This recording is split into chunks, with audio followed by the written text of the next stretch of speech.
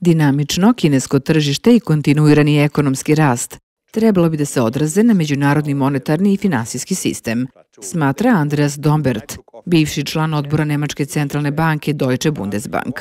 Dombert je to rekao na marginama međunarodne konferencije 80 godina nakon Bretton Woodsa, izgradnja međunarodnog monetarnog i finansijskog sistema za sve i globalnog finansijskog foruma Tsinghua PBCFF 2024, koji je počeo u ponedeljak u gradu Hangzhou u istočnoj kineskoj provinciji Zhejiang. Na dvodnevnom forumu globalni ekonomisti i akademici okupili su se kako bi razgovarali o načinima za izgradnju međunarodnog monetarnog i finansijskog sistema koji koristi čitavoj međunarodnoj zajednici, dok Brettonwudski sistem obeležava svoju 80-godišnjicu. Tokom intervjua za kinesku globalnu televizijsku mrežu, Dombert je primetio da obim kineske ekonomije danas čini izazovnijim održavanje prethodnih visokih stopa rasta.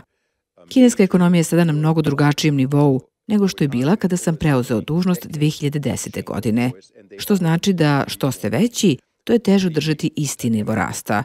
Dakle, Međunarodni monetarni fond očekuje da će kineska privreda rasti za 4,1% sledeće godine. Ne mislim da je ovo nešto neobično, to je za očekivati, rekao je on.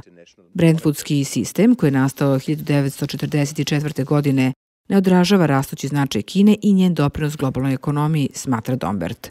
Sistem Bretton Woodsa je star 80 godina, tako da se tokom vremena i tokom toliko decenija stvari menjaju, naravno i uvek ih treba reformisati.